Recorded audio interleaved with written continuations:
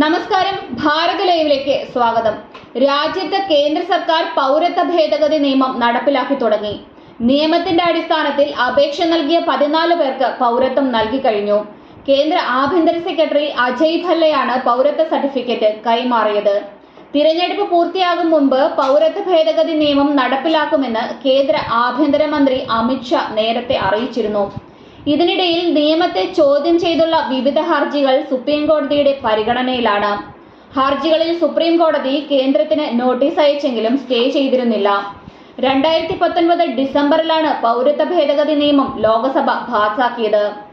2020 ജനുവരി 10-ന് നിയമം നിലവിൽ വന്നെങ്കിലും ചട്ടങ്ങൾ രൂപീകരിക്കാത്തതിനാൽ നടപ്പിലാക്കിയിരുന്നില്ല. പാകിസ്ഥാൻ, ബംഗ്ലാദേശ്, അഫ്ഗാനിസ്ഥാൻ എന്നീ രാജ്യങ്ങളിൽ നിന്ന് ഇന്ത്യയിലെത്തിയ ഹിന്ദു, സിഖ്, ജെയിൻ, ക്രിസ്ത്യൻ, ബുദ്ധ, പാഴ്സി മതവിശ്വാസികൾക്ക് പൗരത്വം നൽകുന്നതിനുള്ള നിയമ ഭേദഗതിയാണ് പാർലമെന്റ് പാസാക്കിയിരിക്കുന്നത്. 2014 ഡിസംബർ 31-ന് മുൻപ് ഇന്ത്യയിലെത്തിയവർക്കാണ് പൗരത്വത്തിനായി അപേക്ഷ നൽകാൻ കഴിയുകയെന്നാണ് നിയമത്തിൽ വ്യവസ്ഥ ചെയ്തിരിക്കുന്നത്.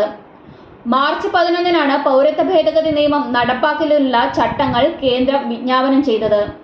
ഇതിന് പിന്നാലെയാണ് പൗരത്വം നൽകുന്നതിനുള്ള നടപടികൾ കേന്ദ്രം ആരംഭിച്ചത്. CAA നടപ്പിലാക്കുന്നില്ലെന്ന് കേരളവും പശ്ചിമ ബംഗാളും ഉൾപ്പെടെയുള്ള ചില സംസ്ഥാനങ്ങൾ വ്യക്തമാക്കിയിരുന്നു. ഇത് മറികടക്കാനായി പൗരത്വത്തിനായുള്ള നടപടിക്രമങ്ങളെല്ലാം ഓൺലൈൻ വഴി ആക്കിയിരുന്നു. കേന്ദ്ര ആഭ്യന്തര മന്ത്രാലയം ഇതിനായിട്ടുള്ള പ്രത്യേക പോർട്ടലും സജ്ജമാക്കിയിട്ടുണ്ട്.